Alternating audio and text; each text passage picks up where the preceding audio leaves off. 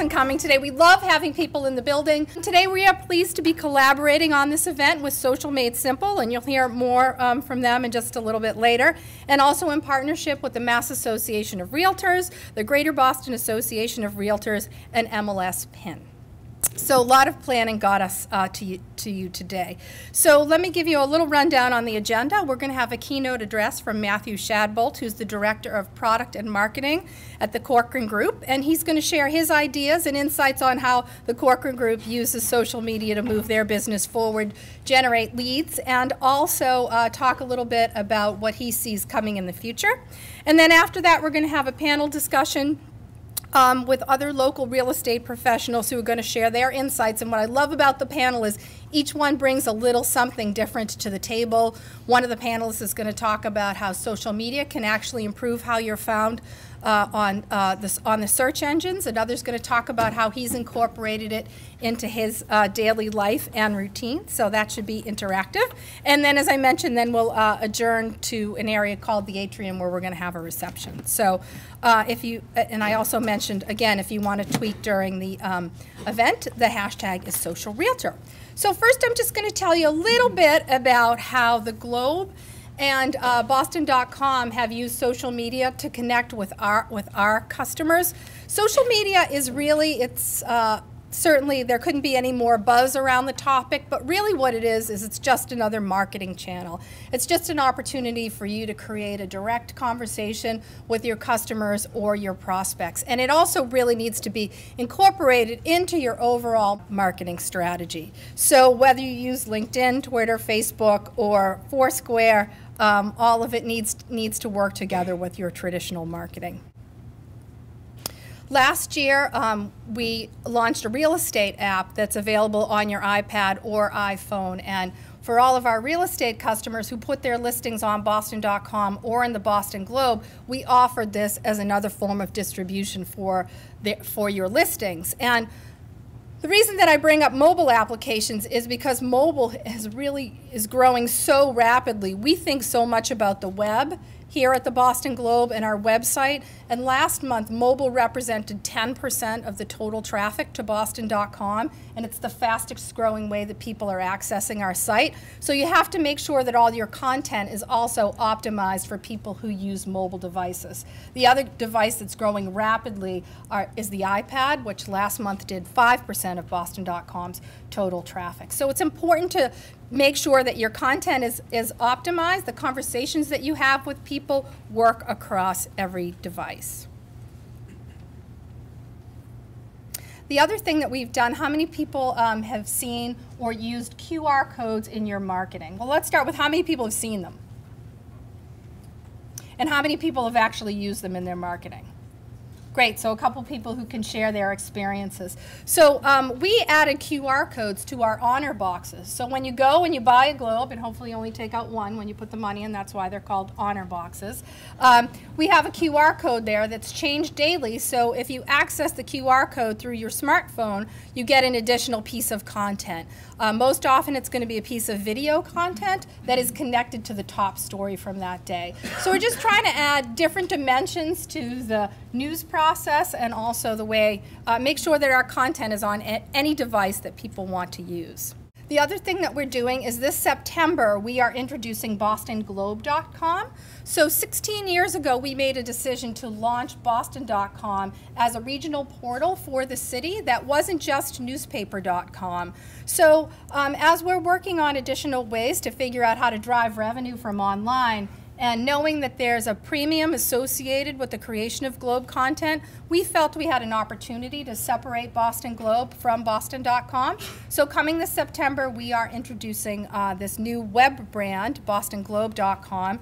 And if you're a 7-day or a Sunday-only print subscriber, you'll get free access to it. And we're also selling digital-only subscriptions. So it's going to be a very different experience than what you see on Boston.com today. It will look very much like the newspaper and have the same navigation, the same sections. And the advertising will be limited. on it, because when people are paying a premium for it, there's an expectation that they'll be interrupted less frequently. But Boston.com will continue to be a lively advertising supported website that gets a mega amount of traffic. So that's our plan, and happy to talk to you guys more about that during the reception if you have any questions about it. But we're really excited about this. What's unique about it from a technology perspective is we started the design with mobile first, recognizing that that's how a lot of people access it, and then we went all the way up to, you know, a full screen monitor. So the site works on every device, from actually the dumbest of smartphones all the way up to a beautiful monitor. So we're really excited to showcase that. And it's going to be free for the month of September, so everyone has a chance to access it and play with it and see how it works. But the point is really just to make sure that your design is compatible across all the devices where your customers are. So I'm sure more and more of you have seen people incorporating social media icons into their advertising. So these are just a couple of examples of Mohegan Sun building their followers, connecting with people on Facebook through their print advertising, because then it gives them an opportunity to have a one-on-one relationship and market directly to those customers. So from the biggest of brands like the Mohegan Sun to smaller businesses like the Boutique Blowout in Andover is looking for people to friend them on Facebook. And as I mentioned before, QR codes are becoming more popular. Here's an example. How many people have been to the Chihuly exhibit at the MFA? Well, everyone should go, and you should access this QR code, and what it does is it gives you a preview of the exhibit before you get there, and then also connects you to buy tickets. So again, adding more engagement to that experience, and the point about adding QR codes to your real estate listings is something that I think we're going to see taking off. I could also see too, I know when I pass real estate offices, everyone looks at the listing sheets that you all have in the windows, and oftentimes it's at night. If your office is downtown, people are strolling after they've had dinner. Well, if you had a QR code on your listing sheet in the window, then people could immediately get more listings, get more photos on that property, and also email you to schedule an appointment. So it's just a little thing that you can do to, when you're not at the office, give people an opportunity to get more access into your listings.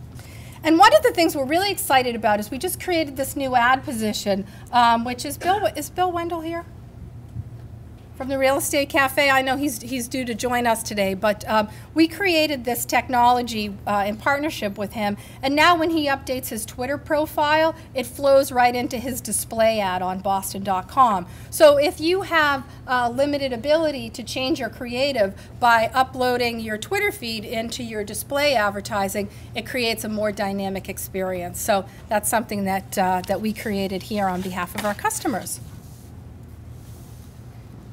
So that gives you just a little insight into what we're doing here at the Globe and Boston.com. I'll just give you two things before I turn it over to Matthew. A lot of people want to start with tactics. They want to know, how can I get more followers? Which tools should I use? And I think you really need to take a step back and also think about what's your strategy. What do you hope to achieve through social media? So it's not just this silo by itself, but it's really integrated into the rest of your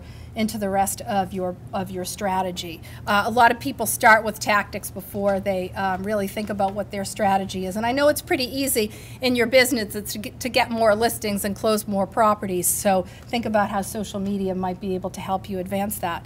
The other thing is you have to get out there and explore. I talk about it here all the time at the Globe to the advertising department about how following your customers on Twitter is a great way to figure out what they're up to and what they're thinking about, so that when you go out on a sales call, you don't have to ask them 10 questions. You're already up to speed on what's really on their mind. So using Twitter as a prospecting tool is really critical. So my advice to you is to engage and explore and play with it when you have some downtime, because that's the best way to really understand what's happening. And make sure you follow some of the experts here in the room that you'll be hearing from. At this time, I wanted to introduce our keynote speaker, Matthew Shadbolt. He's visiting us today from New York City, and he's the Director of Internet Marketing at the Corcoran Group, Manhattan's leading real estate brokerage. He His responsibilities include the implementation of new features for all interactive platforms, including Corcoran.com, their initiative in social media, advertising, video, mobile, and search. That's a lot.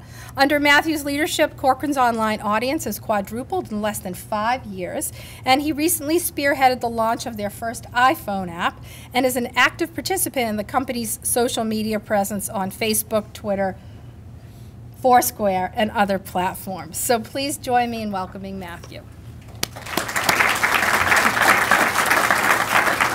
Thank you very much, Lisa. That's awesome.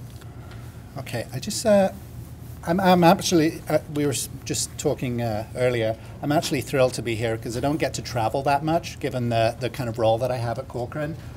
It's very behind the screen kind of role, as you can imagine, given the variety of things that we work on at Corcoran. But just so you guys understand kind of what I do there, I'm really responsible for anything that touches the customer from a digital perspective at Corcoran.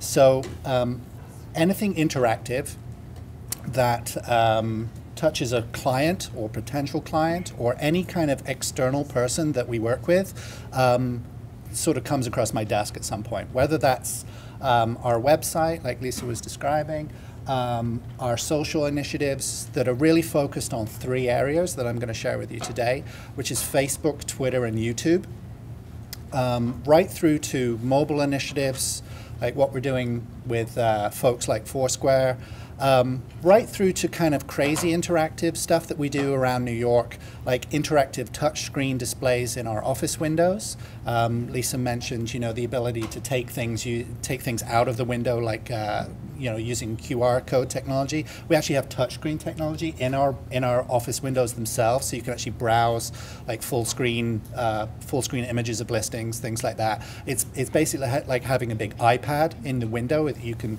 kind of, you know, swipe.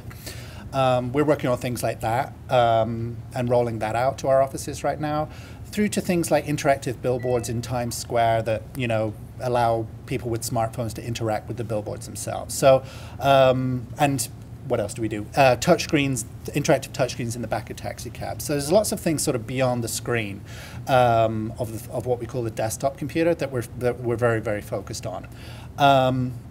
That sounds like a lot. That sounds like a lot to focus on, right? Which I understand is kind of a weird mix. But so I'm the Director of Interactive Product and Marketing at the Corcoran Group. For those of you guys that don't know who Corcoran is, we're the largest real estate brokerage in Manhattan and Brooklyn.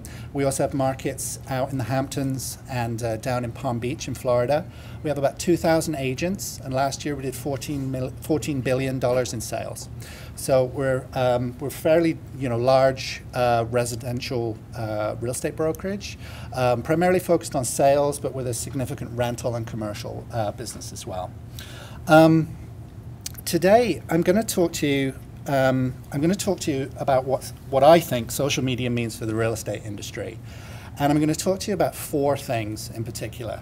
I'm going to talk about what I think the current state of social media is. What's going on, how it's growing, where we've come from, and potentially where we're headed. I'm going to talk about how that applies to the real estate industry. I'm going to share some examples of what we're doing about that at Corcoran, and then some final thoughts about where all of that stuff is headed over the next few years. But the first thing that I want to really talk to you guys about is this idea of digital overload. I think it's a very, very present idea at the moment, and I think that it's something that a lot of folks are struggling with, especially when it comes to social media. I think when I was putting this discussion together, I think, you know, if there's one thing that social media does really, really well, it's put up big numbers. Social media is really good at big numbers. It seems like every month there's some new milestone being hit by Facebook or Twitter or things like that. And I just pulled out 3 to give you an example of kind of what I'm talking about here.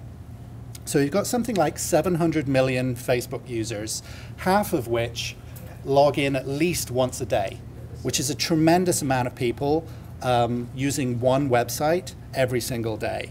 And one of the key things that I thought was interesting that there's over 700 billion minutes spent on Facebook every month, which is a staggering number, staggeringly high number.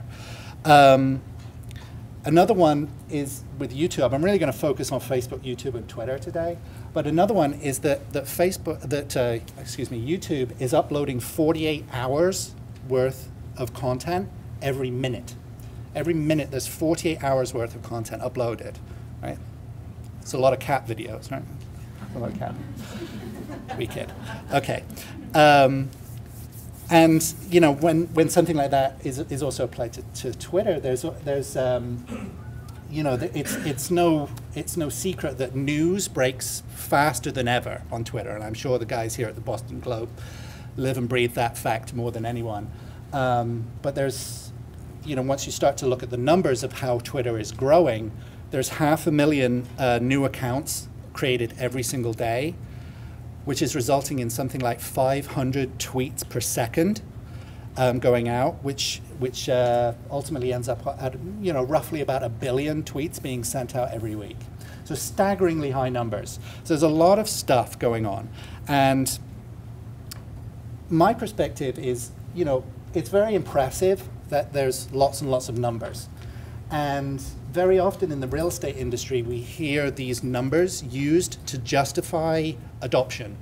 And I think that that's something to be very, very cautious about, because what these numbers actually tell us is that there's just more and more noise, more and more stuff being made. Like YouTube, for example, just because there's 2 days worth of content being uploaded every minute isn't justification to start doing video. If anything, it's actually justification to do really great video, I think. But I'm going to talk about YouTube and our particular approach in a little while. But this idea that people are just sort of overloaded with stuff is a very, very present thing at the moment. And I think the big casualty in digital overload is advertising. That people have a very, very low tolerance for advertising at the moment. Sort of advertising is sort of at an all-time low in terms of visibility with people. People are getting very, very smart at tuning out advertising. And the example that I say is like, on your way here to the Boston Globe, how many ads do you remember seeing? How many ads do you remember seeing? Right? Maybe see people shaking their heads, maybe 1 or 2, right? It has to be really kind of distinctive and really kind of remarkable to stand out. Now, obviously, this is more of an acute issue in New York, where we have a sort of greater urban concentration, but you were probably exposed to thousands, if not tens of thousands of ads on your way here, whether that's the web, TV, radio, outdoor, on sides of buses, things like that. And people are getting smarter and smarter at ignoring advertising. And I think that that's a really, really critical issue for the real estate industry in particular. So when we're starting to sort of apply that kind of idea online, the usual way that we think about this stuff is in terms of what we call click-through rates. And I'm sure that some of you are kind of familiar with that kind of metric. But like a 0.2 click-through rate, which means that for every sort of 1,000 times that your ad appeared, 2 people clicked on it. That's considered really, really great. At 0.2, oh, that's awesome. So the numbers are sort of fantastically small in advertising and fantastically big in social media, and that's like a good way to kind of start comparing sort of who's suffering here, I think. The other example that I use is TV. When you think about the TV and how you watch the TV, personally, there's 3 things that I really love to do with the TV.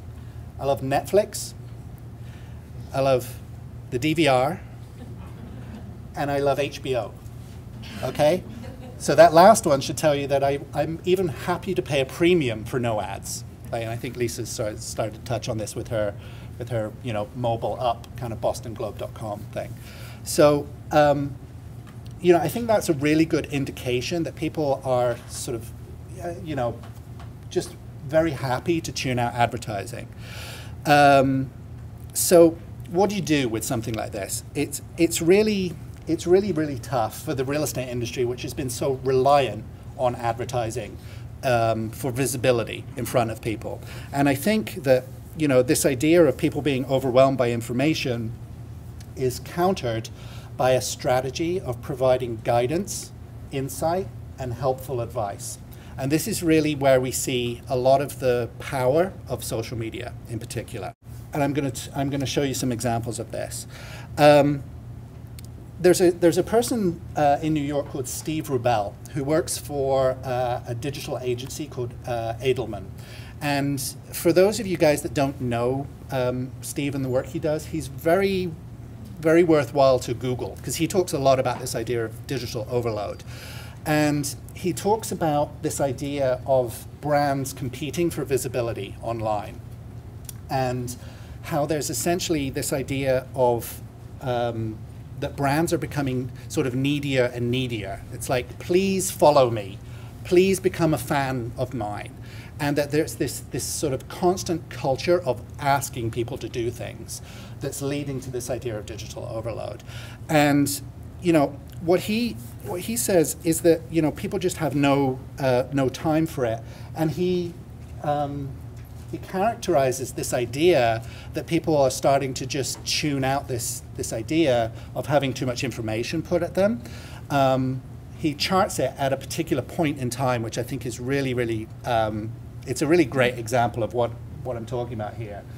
He says, in 2009, the word of the year should have told us that this was going on. Anybody want to guess what the 2009 word of the year was?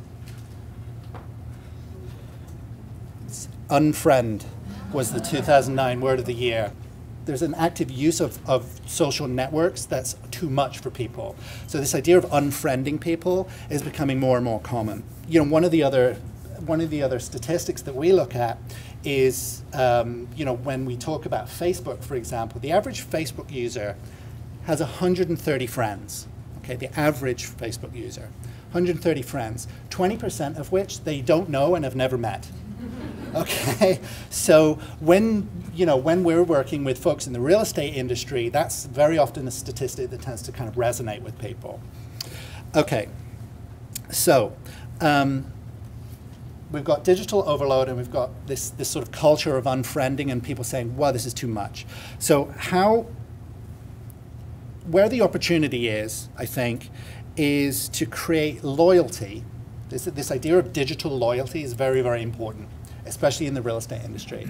This idea of digital loyalty can be generated, I think, through providing insight, uniqueness, and helpful content.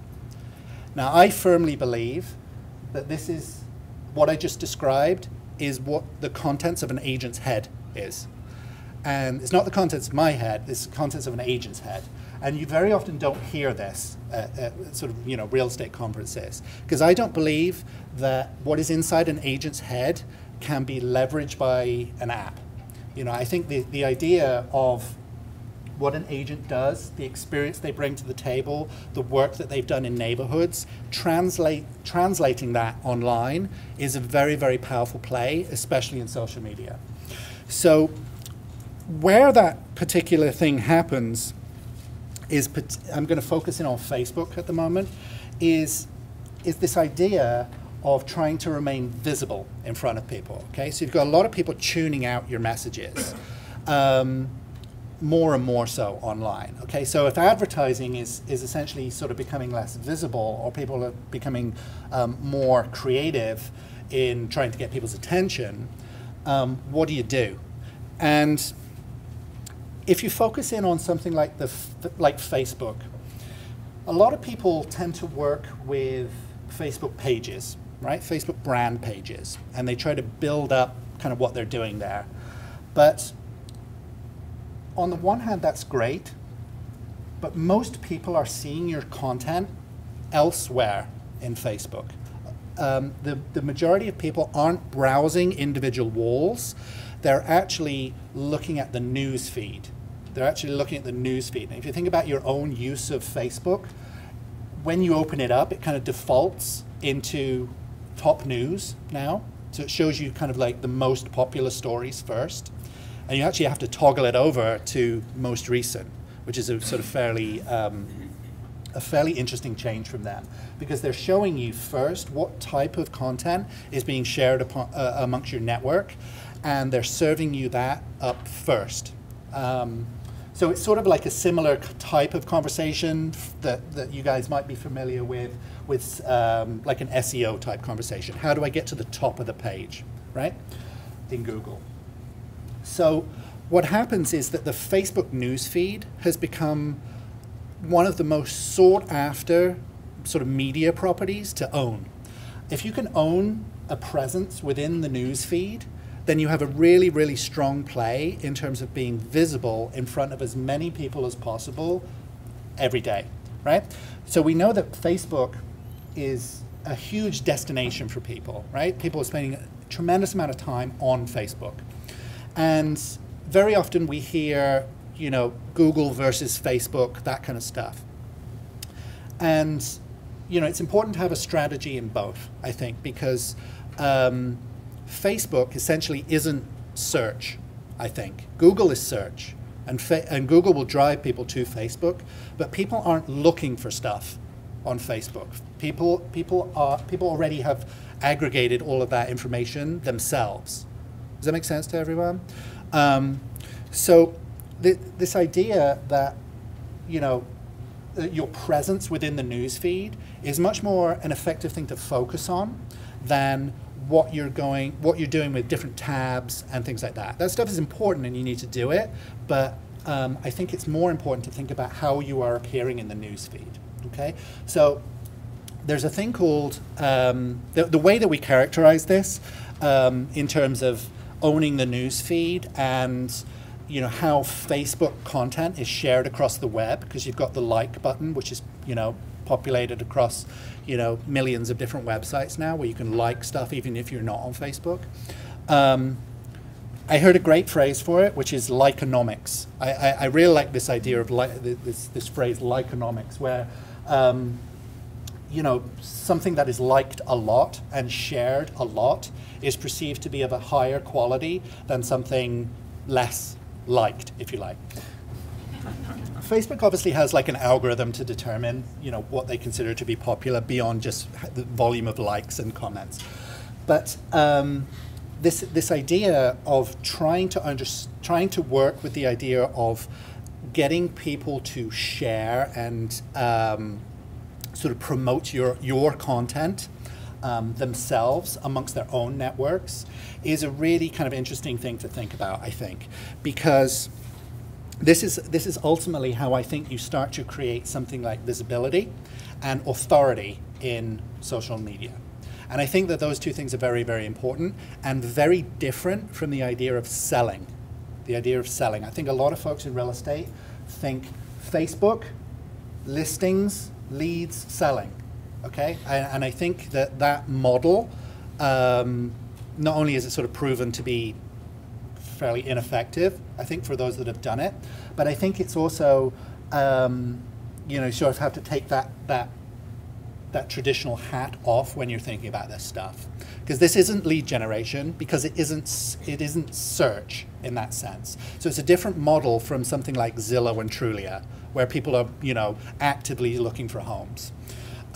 What they're looking for, I believe, is insight, guidance, and potentially someone to work with.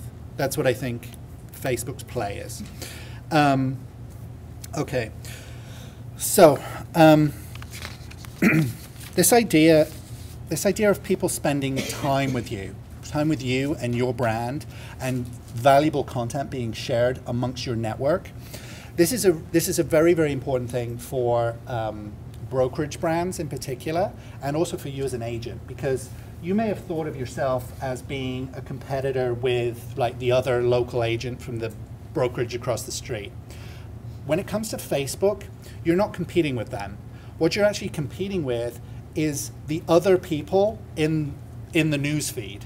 That's what you're competing with. You're competing with the other people in your followers' network. And the way that you remain competitive with them is I'm going to share some case studies about how we do it, but the way that you can remain competitive is to consistently curate and share and create helpful, insightful content every day, every single day. That's how I believe that you do it. And that's actually what we've seen at Corcoran work. Does it make sense to everybody? Everybody with me so far? Okay. So this is all the doom and gloom stuff. We're going to get to like the good stuff. This idea of time and relationships being like a new currency, a new sort of digital currency for brands and, you know, agents in their advertising is really, really important, I think. And it's a very different model from, you know, banner advertising and, you know, making sure that your listings are everywhere and that kind of stuff. It's because this is about you and your services, your value add as an agent to your clients and potential clients. So the more time and digital relationships you can kind of foster with people, so much the better. This idea of growing digital relationships is something that I'm very, very passionate about when we work with our agents. What does that start to look like? It basically represents a sort of fundamental shift in terms of how people are finding real estate content online. I think, you know, traditionally they would have gone through, you know, one of the big portals, and we're not in an MLS or members of NAR in New York. So this idea of like listing search has been commoditized. Right? It's already been commoditized. It's not even really like it's coming. You can get listings anywhere now, right? There's many, many different destinations online where you can search for homes. What hasn't been commoditized, I believe, is what an agent does, an agent search. That hasn't been commoditized yet. And that's really, I think, a really key thing to think about when you're thinking about social media strategy. Because what's inside an agent's head, I ultimately believe can't be commoditized. It's really difficult to commoditize 30 years of experience of working, selling homes in a particular neighborhood.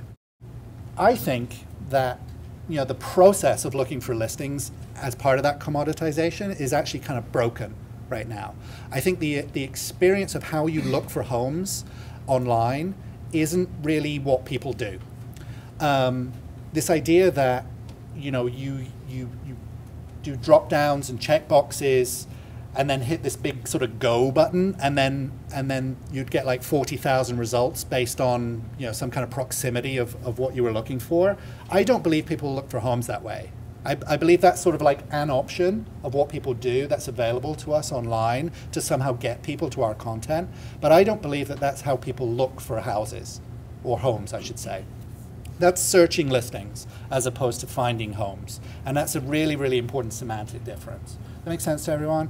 I think the process of looking for a home is a lot less to do with checkboxes and drop downs, and more to do with the person's lifestyle, their emotional attachment to things, their personal situation, and, you know, essentially what you guys do the best, which is understanding what people are looking for. And I don't see too much of that online right now. So the most extreme example of something like this is when it comes to this idea of, here's just my slide here. This idea of searching listings versus finding homes. Everybody understand the difference between the two things? You can search listings everywhere, but finding homes you can only really do with an agent or in person. It's a very different set of things going on here. So the most extreme example of this is this idea of finding agents. And the idea of agent search online is, I think, very poor across the board. What you usually get, now I looked for an agent to work with here in Boston. I thought, well, if I was going to move to Boston, how would I go about doing that? And this is the kind of thing that you get. You get this sort of gallery of headshots. And I think this is a really poor way to look for an agent. I think I get like, how am I supposed to decide who to work with from something like this? Do I pick like the best looking one? Or, you know, like, how do I decide? Because there's no real kind of context around what this means for me. as the client. So for us, we think that it's actually no surprise that a sort of compelling Corcoran statistic is that, you know, the vast majority of our business still comes from personal referrals, right? It's because of this kind of stuff that this hasn't really kind of taken over yet. And I think that that's a very interesting thing, but we see a shift in this, perhaps in the future, fueled by things like social media. The ability to search for an agent and their particular service is you're going to become more visible the more you hang out and provide helpful services where people are online. There's a very different type of way of finding agents. Make sense? Okay, so I think the idea of being presented with a gallery of headshots is a very sort of broken way of finding an agent. So I'm going to explain, so given all that, lack of visibility, digital overload, real estate industry is kind of wrestling with a lot of this stuff at the moment. And we talk to a lot of folks online through our social media channels about, you know, models to kind of fix this. But I'm going to share some of our approach of what we do about all this at Corcoran. It goes right through our brand DNA. So this is sort of our why, if you like, our big why, if you like. That the process of looking for a home is just as much to do with what is around the apartment as what is inside the apartment. So this idea of what's nearby is very, very key. A very key emotional part of the process and a very key part of the decision making. And we don't mean the kind of stuff that you would get on one of the big search portals. I'm not talking about like where the nearest bank is, or where the nearest deli is, or where the laundry is. I'm not talking about that kind of stuff. I'm talking about trying to translate what it feels like to live in that particular neighborhood. So we characterize it as this idea of going beyond the four walls, going beyond the four walls of the apartment, and essentially this idea of going beyond selling. Does that make sense to everyone? And I'm going to show you some examples about how we do that. On the one hand, you could populate local information around a listing, okay, like I just described.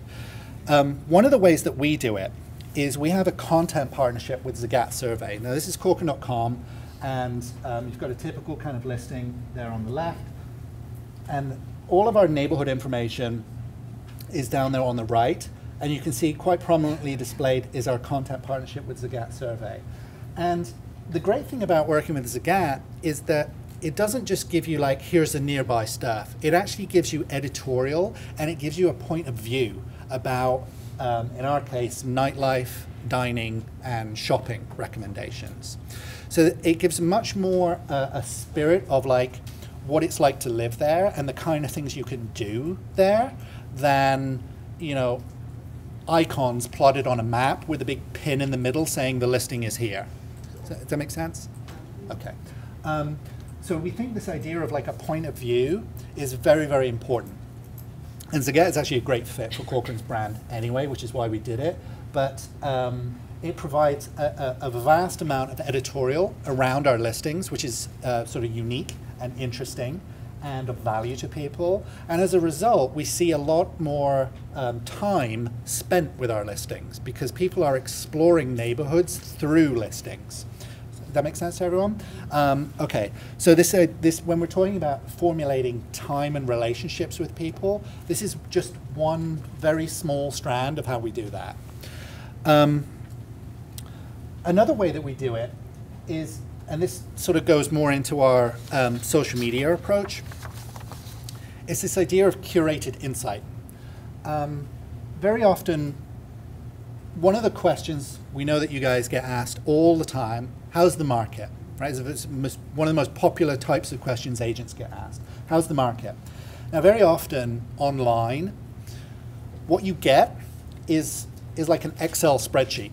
The market is like this, and it's like a chart of some kind. It's like a bar chart or like some, you know, dense set of numbers. I don't believe that that is a helpful service to the majority of online customers. Now, there's a hardcore set that will be into that kind of stuff, and that's great. I don't believe you should start there, though. I think this idea of insight and having having an agent interpret what the numbers are and really sort of communicate in a way that's meaningful to the client is the best way to answer that, online in particular. So we see a lot of like reports of like, you know, here's how the first quarter was and things like that. And ultimately, you know, given people's diminished amount of time to spend with this type of content, they're really looking for like, okay, the market is up, the market is down, condos are good, rentals are bad, you know, things like that. And then there are layers beyond that based on what the customer is looking for. But the presentation of data, I don't believe, is as valuable as presentation of insight.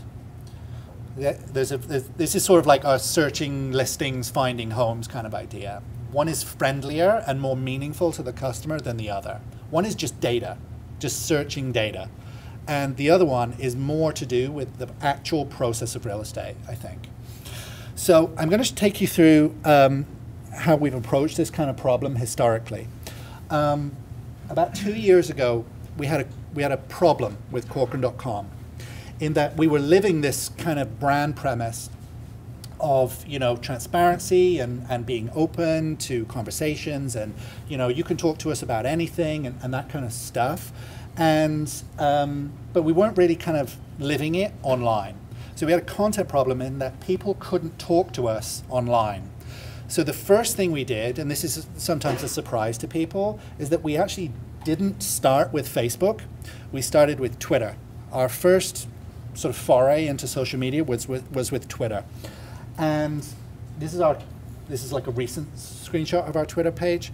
But what it allowed us to do was sort of open the door to conversation with us online. Now you could actually ask us, how's the market, and get a response and have a conversation. Or you could ask us, you know, really anything to do with New York. And that's really the kind of space that we're trying to own, is this idea of owning the city and being available to answer any question of any kind about what it's like to live in New York. That's very much our kind of goal with this stuff.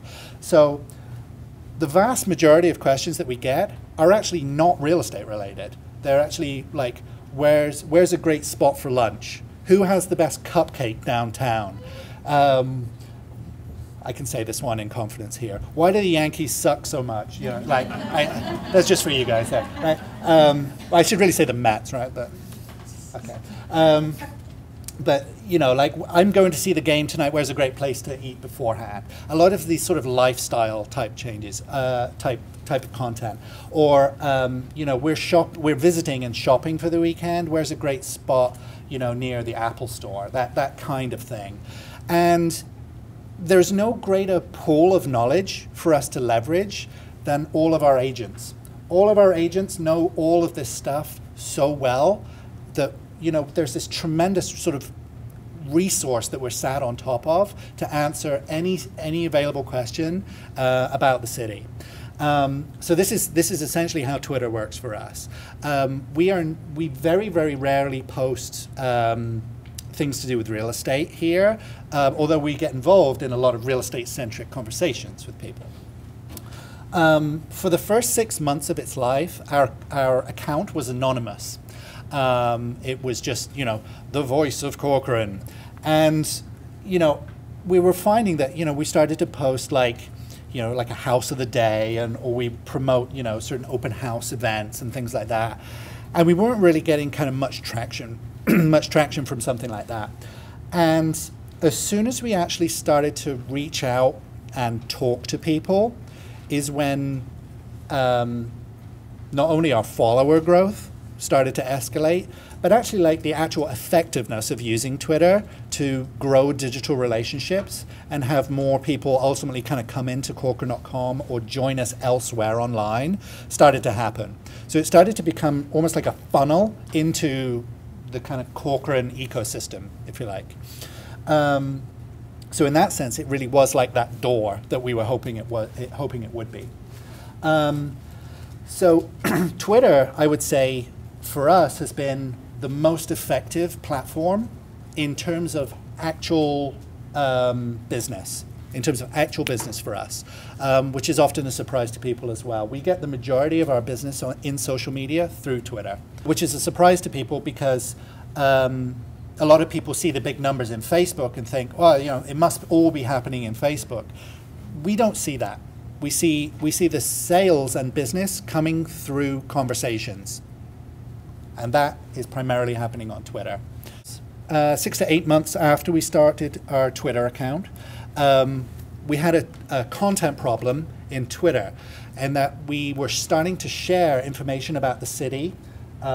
We post, you know, people often ask us, like, how many times do you tweet a day? And there really is no sort of right answer to something like that. We post, you know, we use Twitter when we want to speak to people or whether they want to speak to us. So, but we had a content problem in Twitter in that we wanted to post things that were more visual. So we wanted to do more photos, more videos, and more sort of slower paced content curation, sort of like a best of kind of thing. And that is why we started to do Facebook. So we started Facebook, and we post 2 things a day, every day. Doesn't matter what that day is, but we post 2 things every day. And we post a mix of unique content, what we call curated content, which is interesting things that we found online that we're sharing with people. It's probably about an 80-20 mix, curated versus created, if you like. The majority of things that we do are us going out and finding things. I think a lot of folks in the real estate industry tend to think that they need to make everything that they share on Facebook. That's not something, you know, I think you should have crazy doing something like that. But the kind of things that we post, this is actually a really great example of this. You know, Dr. Oz was giving away free cab rides from 4 to 6. This was actually a huge thing in New York. This is like shortly after Oprah left. Dr. Oz's show moved from 4 to 6, and all of the cabs in New York were free between those 2 times. You had to get one that had Dr. Oz on it, but if you got one, they were free. So what we tried to do is like give everyone like a heads up on this. I mean, they were like gold dust that particular afternoon, but you could go anywhere, and I think they limited it to like no further than the airport, that kind of stuff.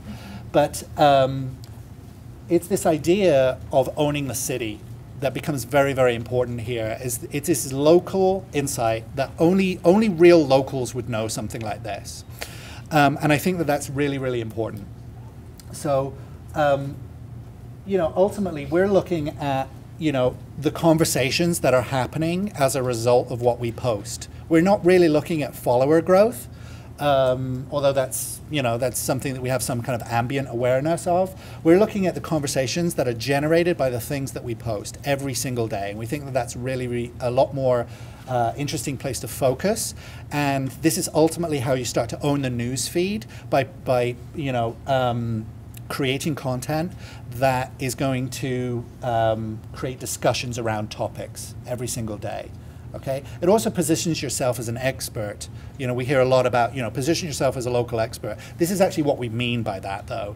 You know, something that only a real local would know. So we're not posting things like, check out the view at the top of the Empire State Building. We're posting, you know, this hip new coffee roaster just opened on the ground floor of the same building, and here's who you ask for, here's how you get in, and here's what you order, that kind of stuff. We think that this locally sort of curated insight is a lot more powerful.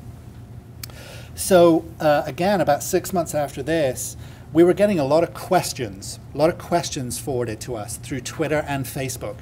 And we wanted to have a way to answer them that was interesting and that could ultimately be archived, because this idea of creating a resource of answers was something that we thought was going to be very, very powerful to us.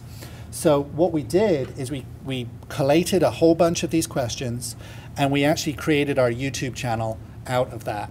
And what we do is we have our CEO or other members sort of within the Corcoran universe answer these questions on video. And when you think about real estate video, it usually falls into 2 categories, I think. It's usually like the agent with like the flip cam kind of doing the home tour and opening closets and things like that, or some kind of basic neighborhood tour. We think that, you know, real estate video can be a lot more than that.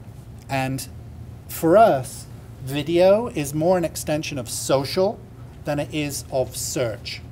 Does that make sense to everyone? We don't see video really being associated that well with listings and search. Even though there's compelling data to say people stay longer on your listings, they actually have to be there in the first place in order to watch the video. So we think there's a bigger play for like better photography in search than there is for video.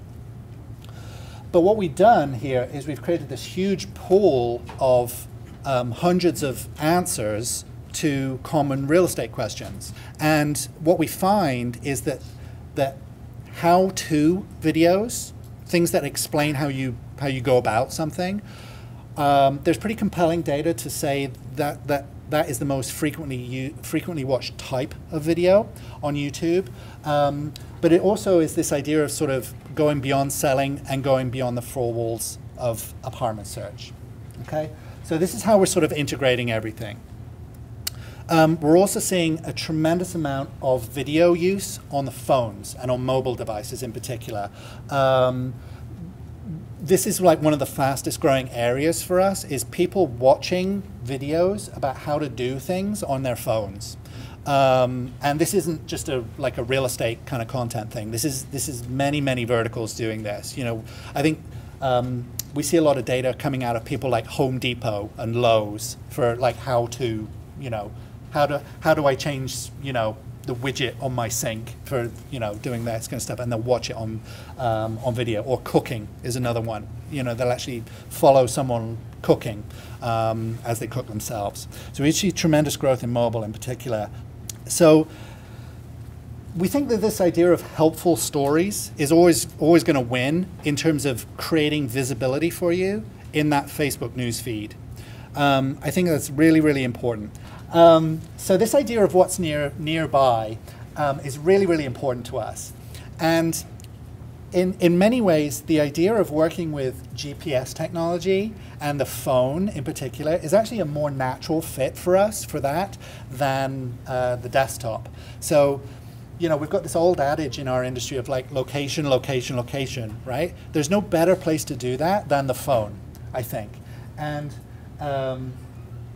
I love Lisa's analogy of even the dumbest smartphone. I like that there would be such a thing as a dumb smartphone. You know, is able to kind of pull in data from where you are and what's around you. So in October 2009, we launched our iPhone app, and it allows, it's essentially search-based. It allows the user to pull in open houses and listings for rent or for sale in their immediate vicinity. And we're using this as an alternative to the Sunday paper for browsing homes. So it's instead of classifieds. This is how we sort of position this. So instead of you know, searching for homes in the classifieds over a Sunday brunch, that you would look at this and pull in the data accordingly.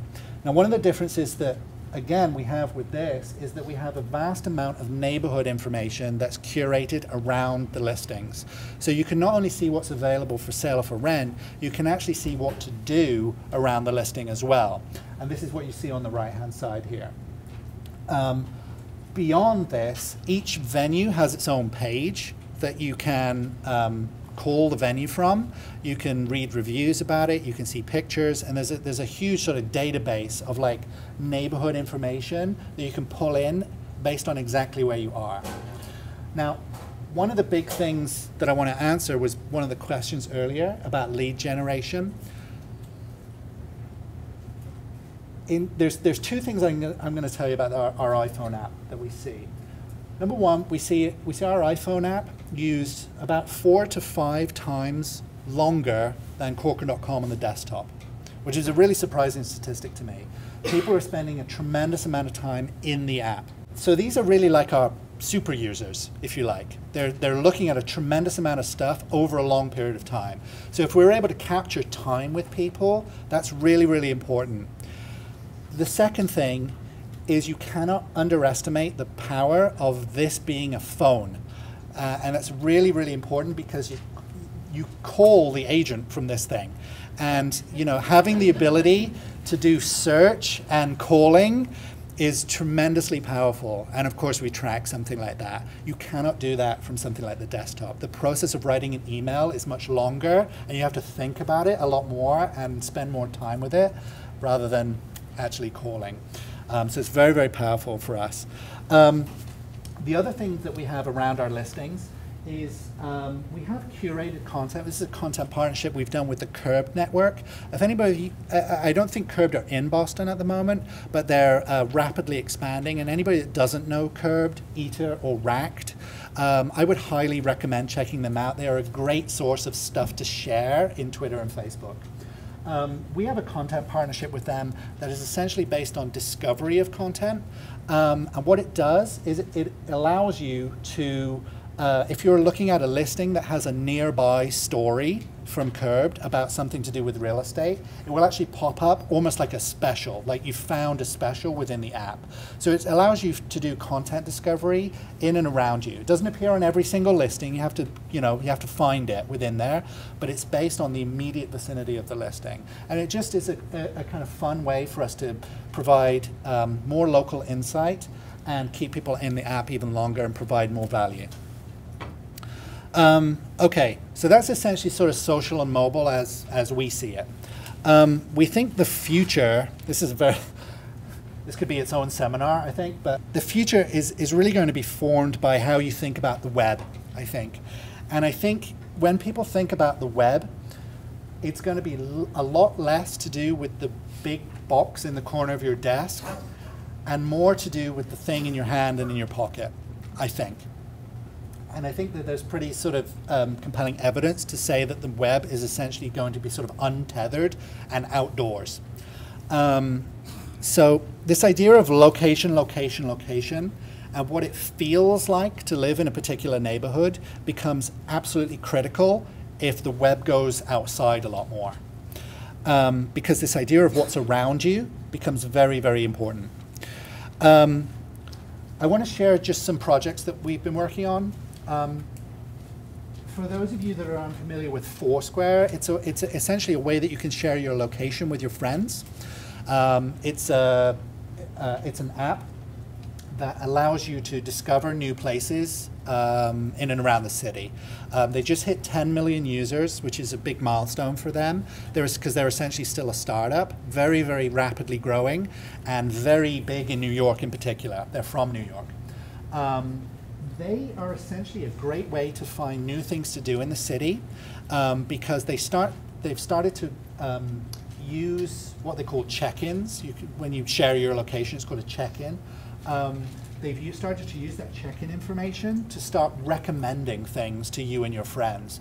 Your friends go here a lot more than you do and order this. Maybe you should try that. Or here's a place where you and your friends have never been that people in your area find popular. So what it does, it takes something like a sort of like a Yelp or a Google Places and starts to pair that with recommendations. So in terms of like local insight and helpful guidance, this is actually very, very powerful stuff. One of the ways that they do that is that people can provide tips, what they call venue tips within the service.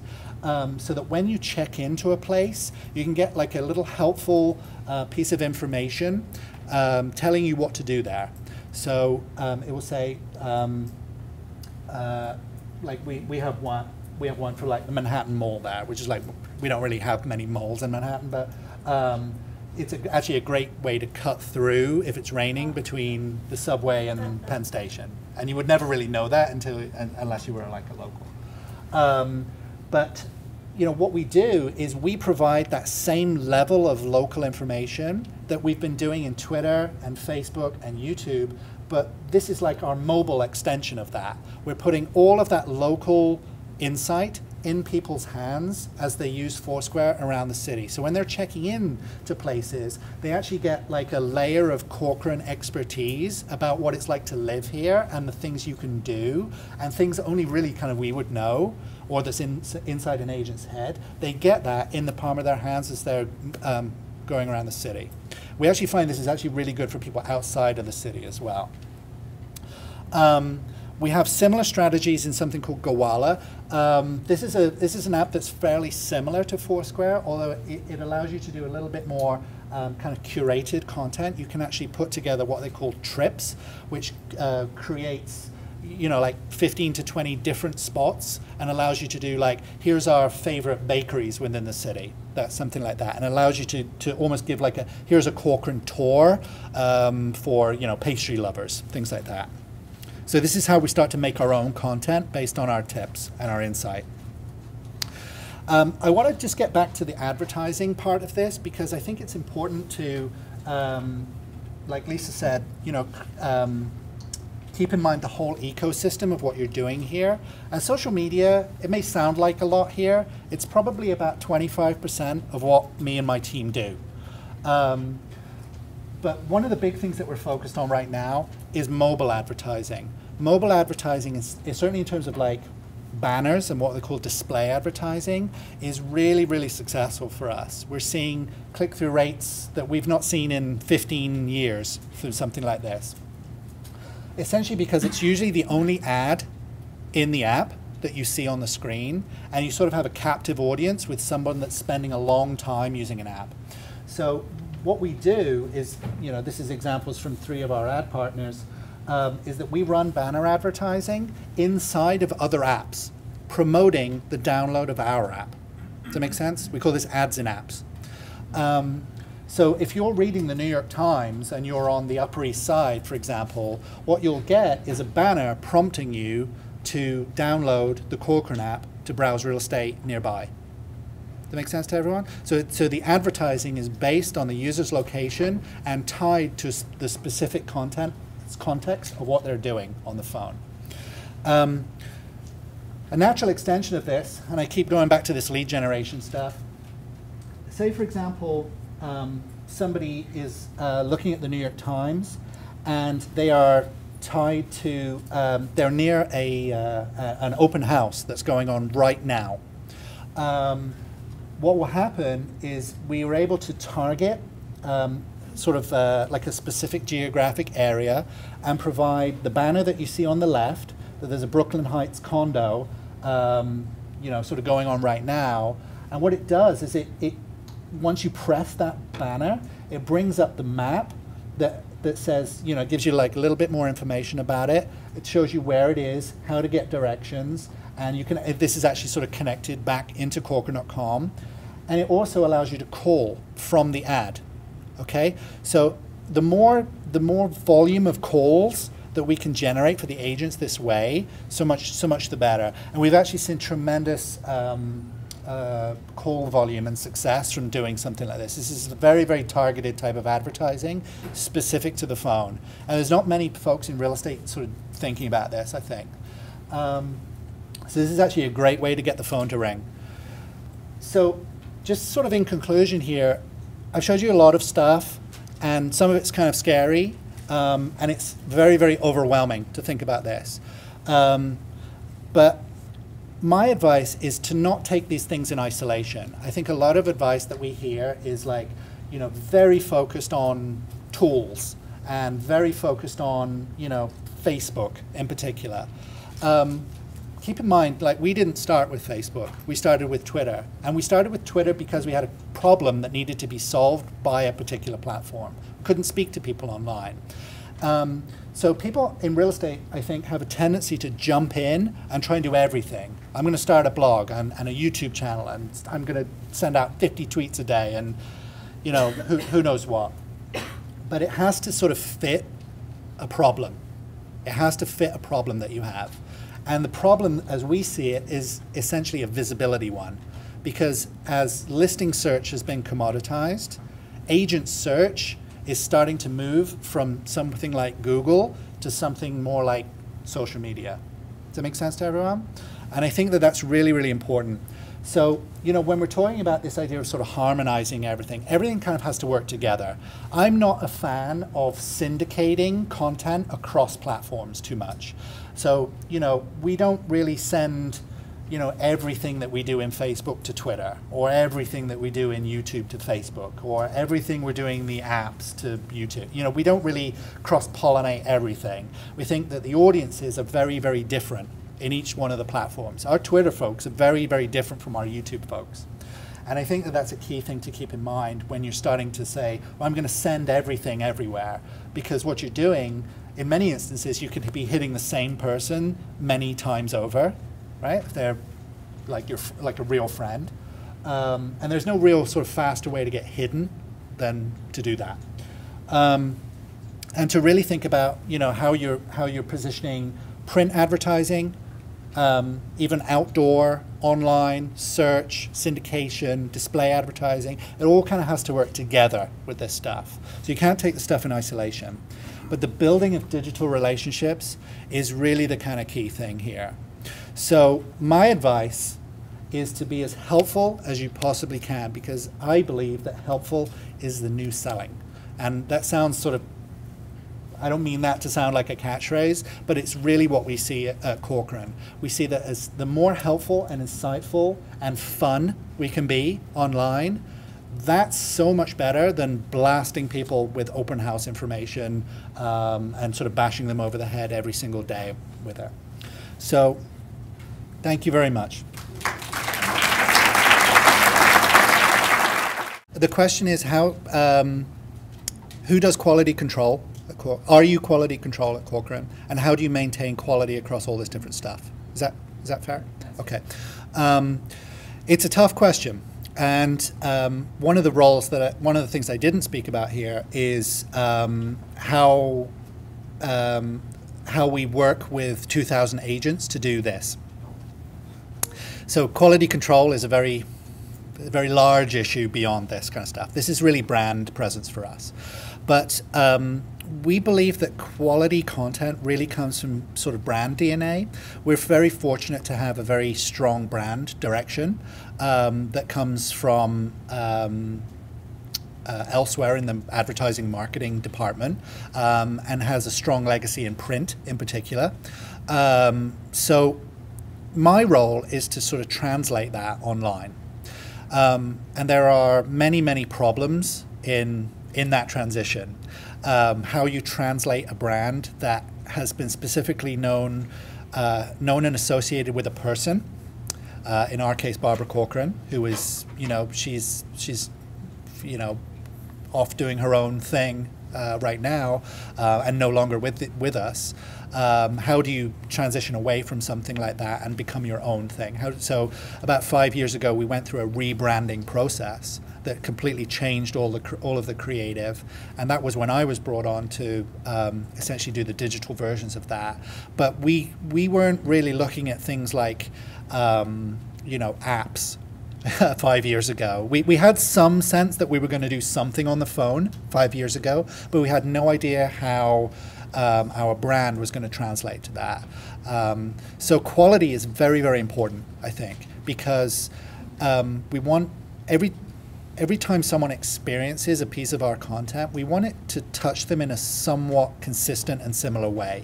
And that's really tricky when, you know, you have 140 characters to deal with, and that's it. Or you have a full page spread in a magazine. It has to touch people in a consistent way, right through to, you know, giving, you know, public speaking. It has to come across in a consistent way. And it's I won't you know, I won't lie to you. It's a very big challenge for us. I also think as part of that quality control, especially with social media, I think it's really, really important that people get a sense that there's a human behind this stuff, especially for us as a brand. You know, it was very, very important that we attached a name to our Twitter account, for example. You know, when I've interacted with brands on Twitter in particular, I actually don't like that it's anonymous. I want to know that it's, you know, Dave at Comcast, or I want to know it's, you know, Paul at the Home Depot, rather than just sort of the voice of the brand coming through. I think it's very, very important brand stuff from a quality control to understand that you're going to have a conversation with someone there. So we have a couple of questions. Just a quick question. I don't have to go into every different platform, but then you run the risk of oversaturation. You can pick and choose, so you don't have to send them to all three. You can use it just to send to Facebook if you want to. Like sometimes when I send my messages, I'll say this is more appropriate for Twitter and not for Facebook or LinkedIn. So it lets you send it to all or one. Yeah. Or two. Yeah, I mean, there's a lot. We totally share that concern, and there are opportunities to have the things cross over. Like we will sometimes post our YouTube videos on Facebook, for example, but hopefully you guys understand from what I presented today that the danger here is contributing to all the noise. Yeah, because there's sort of no faster way to be hidden out of a news feed or unfollowed or sort of deliberately made invisible for people than to just blast them with stuff all the time. On the level of the individual agent, I don't know how much you interact with the individual agents. We're very familiar with the individual agent. So one of the most of the agents I talk to, it's very overwhelming because they know they don't want to kind of the hub and spoke model really doesn't work all that well. Yep. So where do you find the time to do your Facebook, your YouTube, your Twitter, your Foursquare, and how are your more successful agents dealing with it? It's a big challenge, and usually question number one that when we work with the agents is, I want to do all this. I feel pressure to do this. There's many people telling me I should do this. Where do I start? And I'm a big believer in the idea that if something is fun and doesn't feel like a chore, you're likely to do a lot more of it. Right? I'm a big fan of that idea. And the reason that we do all of this stuff at Corcoran is because we're really into it. There's two people that do everything that I showed you today. Okay? I am one of them. It's me and Someone the guy else and is the back there tweeting. There were tweets coming out from the Corcoran group while you were here. Oh yeah, I told him, I was like, keep vigilant just in case. I think you have to start from a problem-solving perspective. That way, you don't feel like, oh my God, I didn't post anything on Facebook today. My business is dead in 3 years. I think that's like the worst way to approach something like that. It has to be fun, and it has to be appropriate to what you are specifically focused on. So if your goal, for example, is to grow your referral network, your professional referral network, right? From a lead gen perspective, then something like LinkedIn actually might be better than Twitter or a blog, for example, right? Because you can connect with people in a more targeted way based on organization. You can reach out to them personally. LinkedIn is, slower in terms of the speed at which it works. I would argue more corporate in approach, and highly underused ultimately. And I think, the idea of focusing on one thing and being really, really great at that, this goes back to our quality conversation, is really the best way to build equity in your digital presence. Because I think a lot of people try to do 10 things at once, burn out real quick, and never go back. Oh yeah, I tried Foursquare, it didn't work.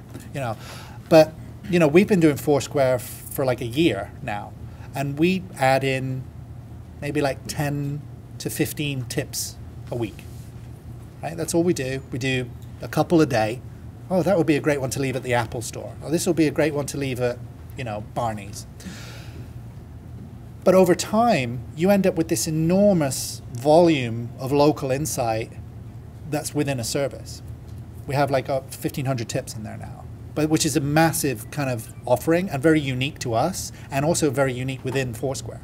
So we have elected to use that particular platform to focus on. Does that answer your question? Question there, and then we're going to have to push all the other questions to, because we want to get to the panel. To cocktails. You'll be at cocktails for additional questions, or if we have time at the end, we can circle back to Matthew. Sure thing. I was just wondering if the Corcoran Group has a blog, and how you feel a blog can be worked into all of these different. That's a great That's a great question and something I feel very passionate about. Corcoran does not have a blog, and there's a very specific set of reasons as to why we don't have a blog. A lot of people are very surprised when they hear, "Oh, why doesn't Corcoran have a blog?" The simple answer is that we have no problem that is solved by having one. We find that we can do pretty much everything that we need to do online elsewhere. I think the closest thing we would ever sort of think of ourselves as having as a blog is what we do on Facebook. So what we do is we post 2 things every single day. If we had a blog, we would be sharing information about New York. Or making things, you know. We don't really have long form writing at Corcoran from a brand level, and we don't feel a particular need to start doing that. So I actually don't think that long form writing is a successful way of doing a blog anyway. The kind of blogs I always enjoy are very short form and very often photo-based. I love photo blogs. And I think it's no secret that like Perez Hilton has entirely based his whole business around exactly that. So I really like things like, I think like Tumblr has a great product to do exactly that. So we're starting to do some experiments with things like Tumblr, which is sort of like a kind of smaller, nimbler, more basic, but I think better looking version of WordPress. And we're big believers in Tumblr as a platform, and we're starting to do some interesting things, I think, with Tumblr in particular. But the idea of having a blog, you know, we have no real sort of like long form written product as such. We don't feel the need to have one, and everything that we do that would be on a blog, we're already kind of doing it on Facebook. So when people say, "Do you have a blog?" I usually say, "Yes, it's on Facebook." You know. So, good question, though. Thank you very much for all your questions, and thank you. Okay. First, I'm going to introduce our moderator, and that's Jeff Kramer. He's the CEO and co-founder of Social Made Simple, which is an all-in-one social network marketing solution for real estate and mortgage professionals. How relevant. Yes. They're located in Newton, and Jeff's responsible for the management and the overall strategic direction of the company. So Jeff's going to moderate our panel, so I turn it over to you. Think you very much, and thanks again. You guys are really lucky to get to hear Matthew talk. He's one of the great minds in real estate technology right now. And those are some really kind of forward thoughts, so you guys are very, very lucky for that. So I'm going to give you the 30-second Social Made Simple pitch. So we let you do everything from one place. We let you schedule things so you can sit down, you know, after your open houses on Sunday, schedule a post to go out every day of the week, and then you're done for the whole week. We also have editors that go find that content, the curated content that Matthew was talking about. We have editors who go find real estate specific content for you so you don't have to do it. So go to socialmadesimple.com. It's a free 30-day trial, no credit card. That's all I'm going to say. Just go check it out, and we think you'll like it a lot. And we're here afterwards for cocktails if you have any questions about that. So now I think we want to get the panel up here. We've assembled a really great panel for you guys of kind of your peers, people who work in Massachusetts real estate. They use social networks to market themselves. They've had success. They're very different in how they use them. And so we're going to kind of ask them a few questions and get their thoughts and feelings and give you guys some kind of real life examples of how they're using this stuff to grow their business. So come on up, guys. Gary St. Martin, currently with Coldwell Banker. One of my missions is to kind of, I imagine you're talking about the national brands, and we're trying to promote the national brand, but kind of separate ourselves by what we do with social media and personal branding. That's kind of what I'm here for. All right, so Bill Gassett, Remax Executive Realty in Hopkinton, and I'm an agent that uses social media quite regularly. Ed. So, hi, I'm Ed Rodolfi. I'm the 2011 chairman of MLS PIN, and I also am the director for regional development for Bean Group. I work out of Newburyport, and I've been in real estate since 1982. I think one of the things that makes social network marketing particularly difficult for real estate professionals is that unlike most other professions, we cross that line on a regular basis, right? Is we're not, you're not going to personally friend an attorney or your accountant or your dentist, most likely. It's really obvious kind of where you would connect with them on social networks. That's more likely a LinkedIn connection, if anything, or maybe you like a business page. But I know I'm good friends with a significant number of the people that I did business with in real estate, and it's not because we're friends first, but we get to know these people, we get to know their families, their kids, what they do for work, where they're going to eventually live. And so I think, how do you guys kind of deal with that dichotomy of real estate clients? Is a lot, some of them are friends, some of them are professional. Do you really try to keep them separate? Do you mix them all together? And kind of, how do you deal with that situation? So for me, I mean, it starts with LinkedIn. Always very disappointed when I try to connect with someone and find no LinkedIn page or a LinkedIn page from their previous job or something. But then, having established that and making a few phone calls, once I have more of a relationship with the person, then I feel better, me personally feel better about doing some sort of Facebook connection. On Facebook, I have a business page that I share all my content on. On the profile page, I don't share, rarely ever, anything to do with business. I've just found that people that are going to share all business stuff, listings, all that stuff.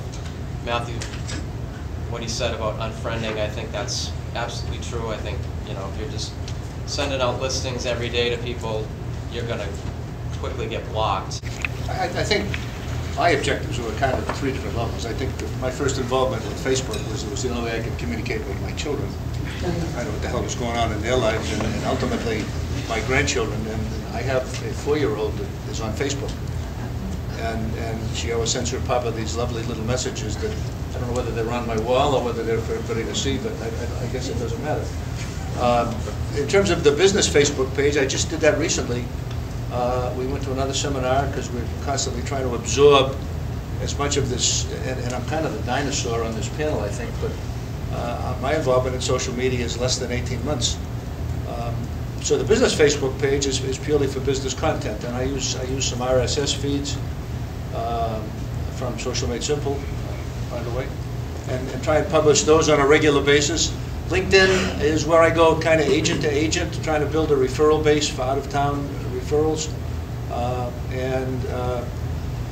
I'm not so sure what my objective is on Twitter, but I know I have a crazy number of followers, and I see 3 or 4 signing up every day. So I kind of use Twitter as like the water cooler conversation. If I come up with something witty, I'll post it. If I have a funky home inspection, I'll put it on Twitter. And I think the overall objective, the #1 priority for me, is to create brand awareness, and that's been our mission since I formed the team several long years ago. Excellent. So the next question we have is talking about how do you let people know that you're active on these social networks? I'm sure there are lots of people here. You saw most everyone's on Facebook, a lot of people on Twitter, but I'm sure a lot of you are out there sitting with an embarrassingly low number of Twitter followers, or you've got a blog that no one knows about. So how do you guys kind of take people from in your day-to-day business lives and let them know and connect with them on these social networks? Well, it was like how we promoted our initial real estate website. We try and put that information on pretty much everything we put in print. We're working on getting our Facebook, an active URL for Facebook, LinkedIn, and the blog on all of our email.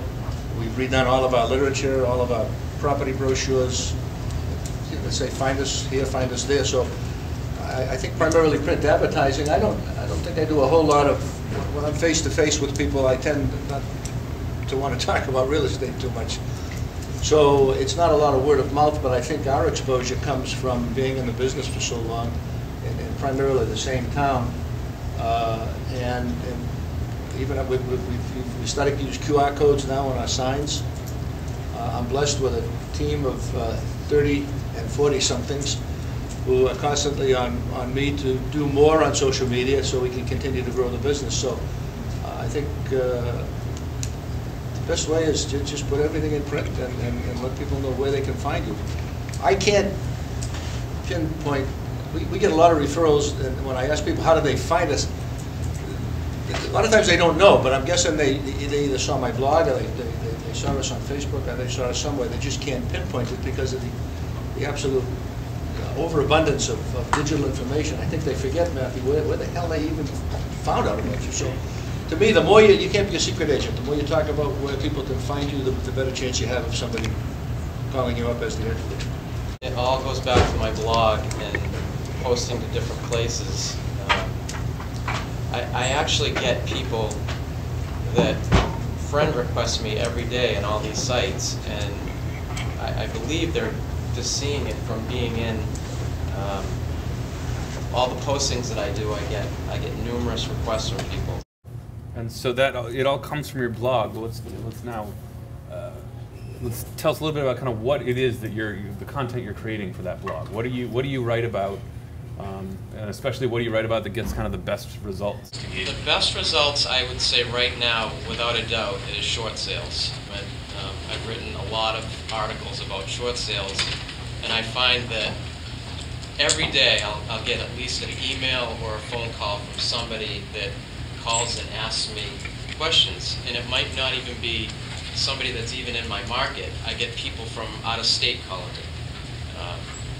I've actually capitalized on that and started referring to other realtors all around the country. I'm starting to create a network of realtors that I know that will do short sales and be able to complete them. And at a phone call, I get a referral fee. So, but it's just capturing those people from my blog.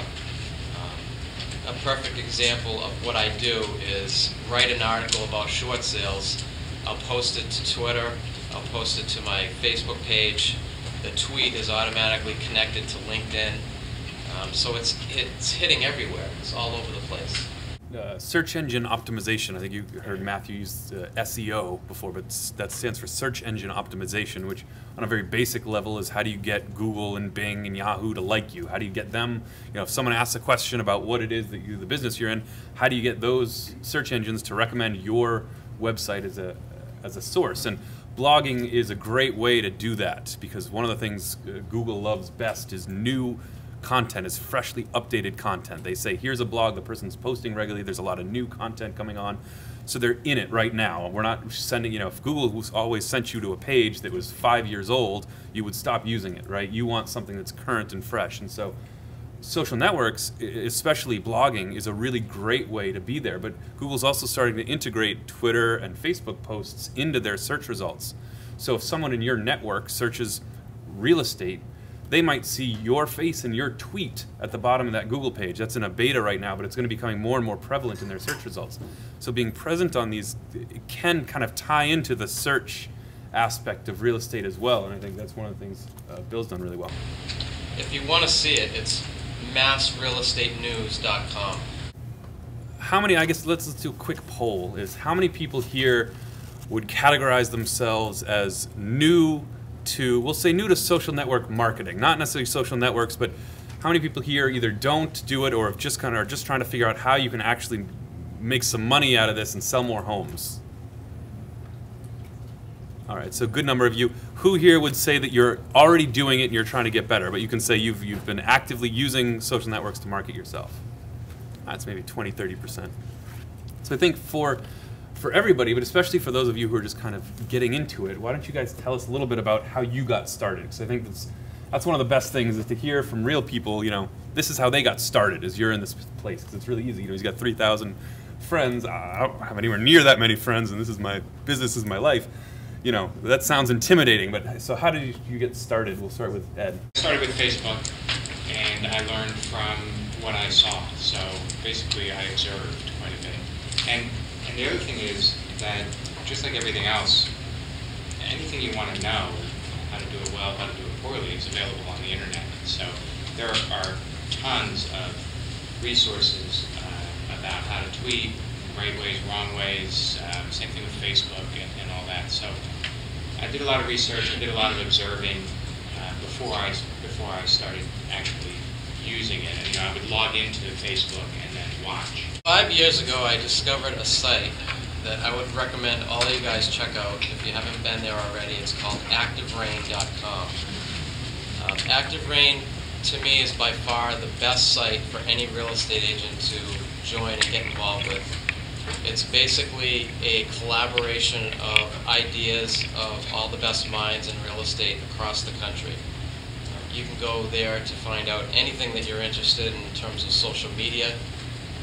Like Ed was saying, you know, he goes online and learns about Twitter, Facebook, anything that you can think of related to real estate and technology and how to do any of the stuff that we're talking about today, you'll find it there. LinkedIn was my first foray into, and I'm involved in Active Rain to a lesser degree, but I think I didn't see it as social media. I saw it as a referral network, which I guess is one and the same. They're almost synonymous. And then I think my children and my grandchildren and some of the younger people on my team said we should probably do something on Facebook to kind of keep pace, and then that turned into a Facebook business page. I had one of the first real estate websites in Massachusetts back in 1996, and I knew it was good because I had MLS PIN in my case. But now I think our real estate website is probably pretty anemic when you look at some of the powerful corporate websites like Remax.com and ColdwellBanker.com. So we decided to do a business Facebook page that was basically an active content, non-passive website, and we found that what we're doing is we're getting more action because I think, if I'm using the word correctly, because of meta tags and I think I understand search engine optimization, and we kind of write everything we do for our real estate inventory for cyberspace.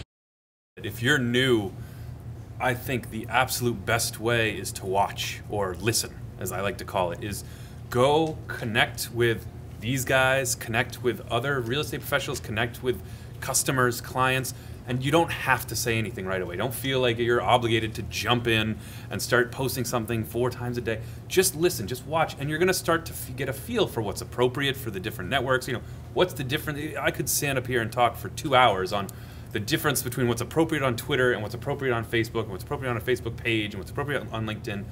But if you just start to kind of watch and listen to the conversations on those networks, you'll get a feel for it much better. And what's appropriate for your network might be very different than what's appropriate for mine.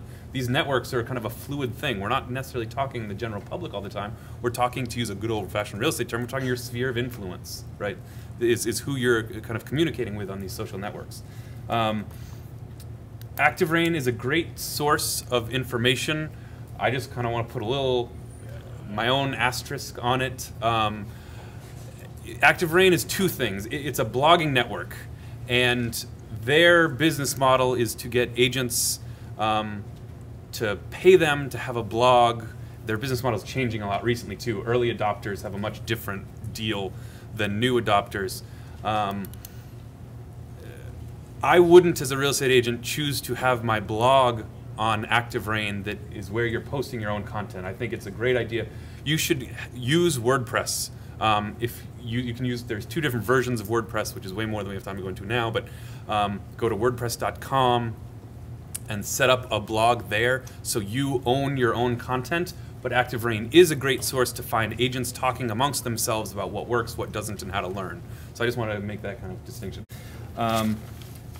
And then Gary's talking kind of brings us into what he was saying, brings me into the next question, which is, how long did it take you guys to start seeing results? I think that's one of the biggest problems. Because you said, you know, getting started is simple, but keeping it going, right? And I think one of the, we see all the time real estate professionals, they come to a seminar like this, or they listen to their manager, or someone comes into your office and talks, or you read an article online. You get all jazzed up and you create that Facebook page, you create the Twitter account, you create the blog, you post to it a few times, and you're like, well, my phone's not ringing off the hook. Well, this was a huge waste of time. Let me go back to sending those postcards out, because that's at least, you know whether or not that works. You've got that all set up. It takes a while typically, so kind of tell us a little bit about how long it took you once you made the decision that I'm going to use these networks not just for checking in with friends and family, but I'm going to try and make do more business with them. How long did it take before you started seeing those results? We'll start with Gary. Well, I think first and foremost, it's difficult to quantify. In 18 months, and I think it's been, give or take a month or 2, that's been about as long as we've been involved in social media, and we have, I think, identified leads that have come in where we can't necessarily pinpoint where they've come from. So I have to feel that if it wasn't a sign, and it wasn't from a website, and it wasn't a personal referral, and it wasn't from somebody recommending us at a cocktail party that they saw a post on Facebook, or they saw a blog, or they saw a tweet, and they wrote down a name, and they wrote down maybe an email address. But I think, I know there are ways to measure click-throughs, and I know our company is working on a way to do that. Whether I can incorporate that on my own personal social media strategy, yet to be seen. But I think, for me, trying to quantify how many leads is really difficult unless somebody says, gee, I saw you on Facebook, I love what you posted about short sales, and I think you're the kind of a guy that I want to do business with. I started blogging about 5 years ago, and at first when I started doing it, it was just kind of a, you know, I'll try this and see what happens. And once you start doing it, and all of a sudden, you know, you start getting phone calls from people actually saying that the reason why they're calling you is because they saw your blog, you kind of get excited about it and say, wow, this is working. So that kind of happened to me about 5 years ago, and I started doing it more regularly. And over those 5 years, I would say the last couple years is where it's really taken off for me, because the first few years were just a learning process on how to do things and what was the right way, what was the right method. Now I'm at the point where I kind of have it down, and it's just over the last 2 years, even the last year, I'd say it's really taken off for me. With LinkedIn, when I started getting professional people, you know, connected with me through LinkedIn, that was pretty cool. And then I had an experience, as I said, I'm primarily a recruiter, so I had an experience about 2 months ago where I got a phone call from a guy that's been following me. He's a real estate guy in my town, and he had been following me on Facebook, and he said, you know, I want to talk to you. And I said, oh, okay, and, you know, about what? And he said, well, about working for you. And he said, the stuff you've been posting is funny and sometimes interesting, and it just, you know, that's the kind of stuff, or that's the kind of person that I want to work for. There's a lot of pressure on us. You know, you look at someone on Facebook and they've got, you know, so many friends. You know, I think it won't be long before we're going to start seeing headstones that say, you know, loving father, son with 624 friends on Facebook. I think, like, that's kind of the measure of someone's worth sometimes, is how many connections they have on these social networks. But don't be intimidated by that.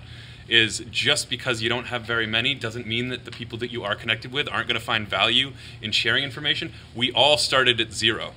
You know, I mean, everyone started with no friends when they first signed up for these networks, so don't be too intimidated by that when you go and get started. Let's talk about kind of frequency and how much time you put into this. How often do you post to your different social networks? You guys have mentioned a couple, you know, you post to your blog once a day, Gary, but you know, what percentage of your marketing efforts are spent with social networks? And then kind of, I guess, you know, so what overall percentage of your business do you attribute to social network marketing? So we'll start to go back with Ed. The thing about, for me, and I'm sure I do it all wrong, because I don't have a set plan, you know, a set time of the day when I do this kind of thing. I do accumulate stuff, and I keep on my phone a little note folder where I'll hear a phrase that I think is pretty cool, or an idea, or a website, and basically it's my update folder. And so there'll be times when I'll say, you know, I have 8 or 10 things in there all the time, and that's stuff that I'm going to post out on Facebook or Twitter or whatever. I really have to say that I'm not cognizant of how much time it is. It's something that I do very much on the fly. Okay. Which Excellent. is probably not the right way to do it. It's worth it. Bill, how about you? I spend a lot of time with social media.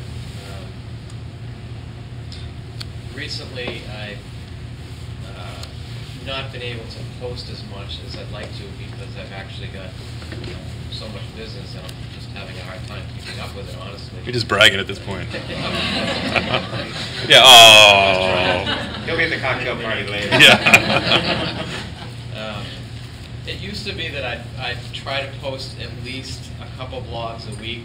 Honestly, now maybe once every 2 to 3 weeks. My strategy has always been with my blogging to not just blog about anything. I try to make the stuff that I blog about be worthwhile. So I know a lot of people, you know, post 3, 4, 5 times a week, and that's the way they want to do it. But I don't do it that way. I actually have a few different blogs. I have distinct strategies. So the Mass Real Estate News site that I gave you is strictly informational sharing about knowledge that I have.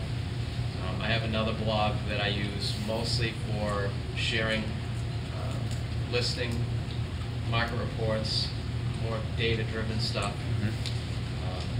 In terms of the social networks and using those, I would say that I post pretty much every day on Twitter. I will share a tool with you guys that I think is fantastic, kind of for automating some of this stuff so you don't actually have to sit there and think about it and do it. You can kind of set it up at one point in time. It's called tweetbig.com. There's lots of different tools for Twitter, but I found this one is really excellent because what you can do with it is, let's just say you've written a couple of articles and you want to get them out there to your followers. You can go into TweetBig, set the time that you want the tweet to go out, and it will automatically post it for you, so you don't have to worry about it. So when I started thinking about getting more active in social media, I said, where the devil am I going to find the time, without the phones, without the emails, without this and without that, to really be effective at doing this and accomplishing our objectives of brand awareness? And I'm usually one of the first ones in the office in the morning. I'm usually opening it up, and I'm usually fairly creative. By 3, 4 o'clock in the afternoon, my A game is long gone. So I thought I started writing a blog, and I'd edit it, and I'd look at it, and I'd edit it again. It was about an hour just to post a meaningful blog, and I said, okay, that's 5 hours a week. That's like writing a column under a deadline for the Globe or the Herald or the local newspaper, and I'm not good at that. So I hired a company, and they write my blogs. And they go out a couple times a week, and they think I'm the author. And if they ask me, I don't fib. I tell them, no, somebody does that for me. They meet all the criteria so the Google spiders can find them. So the company that writes my blog is called First Page Network. And one of our blogs is westfordrealestateblog.com. And I think we've got a lot of leads from that. I also paid a company to design my Facebook page. And I met, and this is not a commercial, I think this is really important for you to know, I met Jeff and Louise. And you have the ability of going into Social Made Simple, and they have a little dashboard at the bottom that grades you on your activity in social media. So I'm still showing up as a C-. But I've gone from a D. Yeah. So I'm figuring, what the hell do I need to do to get to a B? You just got it. Yeah. So, yeah, that's it. But the beautiful part about it is it's like staring me in the damn face every morning. You got a C-. If your kids were coming home from school with that grade, you'd be sitting down at the kitchen table and you got to do better. So to me, that's the motivation. But the beautiful part of this is you can go on and write something, or you can borrow it from, am I saying this right, the RSS feeds?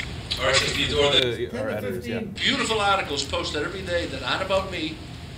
They're about news. They're about funky little things like how to get your garden to grow in a drought, or what are the 10 things sellers need to do to get their house sold in a down market. Valuable, meaningful content. So I can pick the article, and I can click on, okay, I want that to go to LinkedIn. I want it to go to my blog if I need an additional post. I can send it to the Facebook business page. I can send it to the Facebook personal page. So I have the ability of picking some content and deciding who sees it. And you know what? I do that in about a half-hour a day. And now we wanted to do some questions and answers from you guys. I'm sure there might be some tweets that we have. So we'll start. We have a question there. Hi, I just wanted to ask if any of the panelists have any hashtags that they use on a regular basis. I know I'm from Newburyport and I follow Ed. When I use Twitter and I'm posting something from my blog there, as an example, if I'm posting about short sales, I would use the word short sales, foreclosure, real estate, realtor. I'm a hashtag freak. I use them all the time. I do pound real estate a lot, and your report, your DPT, and I also like creative hashtags that really are not for searching, but you know, searching by hashtags is really important because that's how you can really hook up with people. But you can also use hashtags to send a message. There's a question. Yep. I think one of the early blog success stories out of Seattle was a site called Rain City. I believe it was a collaborative blog with about 10 co-authors. Have any of you experimented with inviting co-authors, and Gary, you in particular, rather than working with ghostwriters? Why did you go that direction rather than opening up your voice to others in your office or content providers that you respect by it? I think when I talked to, actually I called Jeff one day and I said, Jeff, here's my problem. I got this company that I think looks like the right fit for me. And he spoke highly of the company I was talking to. He knew the principal. And I spent a lot of time with him on the phone. I said, here's who I am. He asked me a lot of key questions, sort of my personality. And the articles that he writes for me, he doesn't write them, but he has several writers on his team. When I read them, I certainly know that it's not me, but it sounds more like me than if somebody who didn't ask all the questions about my personality and what kind of business do I do and what are my objectives. The blog is probably heavy in real estate content, whereas my other social media is probably a lot less. I think it's probably 90% helpful and 10% about what we do. I mean, I tweeted at, I think somebody's prodding that we were all going to be at this event today on my Facebook page, and I got maybe 15 or 20 people that liked it, but I didn't put it on the blog because I didn't think it was meaningful. But to me, it was discipline. I knew that I had to do it on a regular basis. I knew it had to be active, meaningful content. I knew it had to change. I just didn't have the time or the inclination, or frankly, the creative skills to do it. Mass Realty focuses on his blog. The Corcoran Group doesn't blog using long form, so focuses on Twitter, Facebook. If do-it-yourself home buyers want value add, meaning more information on how to do it, what's best? You do what's comfortable. I think, you know, at the end of the day, we've used this word content, and I hope there's no one out there who's not sure what content is. Content is really anything that you're sharing on the web, right? It's text, it's video, it's audio, it's photos. That's all content. And social networking, is communicating with people, writing messages back and forth, or it's sharing content. Those are the two kind of main activities you take on social networks. And Matthew looks like he's about to disagree with me. No, I just think I'm formulating an answer. All right. It's a tough question. And I think that, so what the question is about, where does the content exist, right? If the content goal is to help someone who's interested in real estate by talking about the short sale process for someone who thinks they might need to go through that, by talking about a neighborhood or talking about hyperlocals, where does the content exist? And I think the benefits of hosting the content on a blog is the search engine optimization. Is you own that content. If you're creating it, it's hosted on a blog. But in the Corcoran Group, what they're doing is they're using all these different channels. They're using Foursquare and Twitter and Facebook, and they're kind of putting the content on wherever it belongs most on each one of those networks. So, I think it really depends what you're comfortable with. It depends how. My gut feeling is that the way the Corcoran Group does it is really awesome, but it would be really hard, and you can correct me if I'm wrong, for an individual agent out there to maintain a presence as great as the Corcoran Group does. Yeah, and we would certainly never advocate an individual doing what we do. But I think, what works best is a highly subjective and very loaded type of question. What works best for us is to provide fun, helpful, unique content in as many places as possible. So for us, the only real reason we don't do a blog is that we don't have long form content. That's really the only reason we don't do it. We don't write in that way. So for us, our goal is to be helpful elsewhere. It's not that we are somehow sort of anti-blog or something. It's just, there's tremendous value in what Bill is saying, and especially from the search engine marketing perspective. Bill is absolutely right. It's just we have elected to focus elsewhere. Mm-hmm. So, when you say what works best for the end user, it isn't really about the platform. it doesn't matter whether it's Twitter or Facebook or a blog or Foursquare or whatever. What's best is something helpful, I think. So it's more, to your point, it's more to do what the content is and is doing than the place in which you found it. So, you know, what Gary said about not being able to remember where you saw something first, that's something we talk about a tremendous amount at corporate. It's like trying to remember the first time you had a Coke. It's very, very difficult to sort of try and remember your affiliation with a brand. But the more opportunities you have to build the equity in that, so much the better.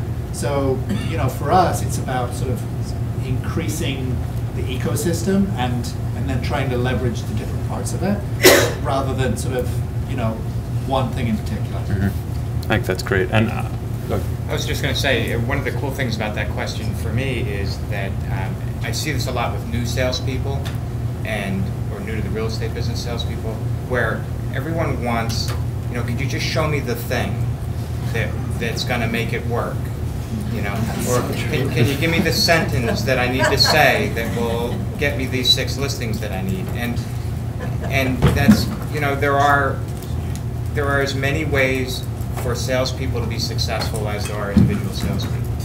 And when it comes to things like social media, I mean, that's really not anything different in that respect. You have to do what works for you. And, you know, there's got to be a dozen ways that I could get each one of you to, you know, talk to each other about real estate and getting leads. But, you know, if I make you do it his way, you're not going to like it, and it's not going to work for you. So there's no, you know, the only absolute is there's just no real absolute perfect anything. If you walk out of this room with one thing, be helpful. I think this is not advertising. Don't even think about it as marketing. Think about it as a way to help people. Real estate's more confusing than ever right now. Think about it as a way to help people, give away your knowledge for free, and when they have that need, they'll think of you as being the one who clearly knows what they're talking about and is willing to share it. That's the one takeaway. So all these tools, all these networks are just ways for you to be helpful to people in your sphere of influence. I wanted to bring up and introduce Bob Lorette, who's our divisional sales manager for real estate for both the Globe and Boston.com. And Bob is going to, I think, draw our first door prize and point us in the direction of cocktails. Good job. I'm going to be incredibly brief because I don't want to be the one to stand in the way of the cocktail.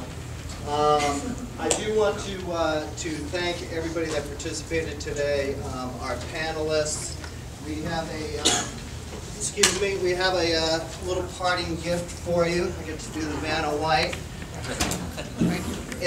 Thank you very much for being here. I'll take Lisa's.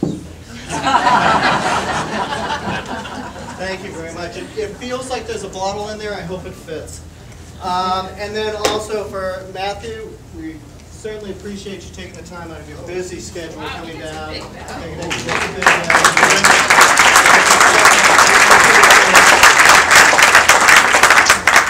We would also like to thank Social Made Simple for joining Boston.com and putting this on today. It's in partnership with Massachusetts Association of Realtors, Greater Boston Association of Realtors, MLS PIN. So we'd like to thank everybody for coming out today. We would like to have you come join us for a cocktail, a little food. We will have people out here to direct you there.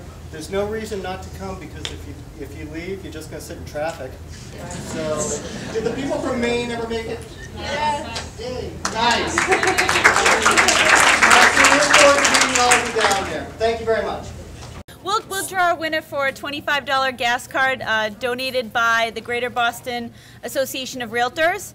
And we have a lot more prizes for the cocktail hour. We have a $100 legal seafood gift card and some Red Sox tickets, so some great stuff. Thank you. And the winner is Zachary Orlov from Hammond. All right.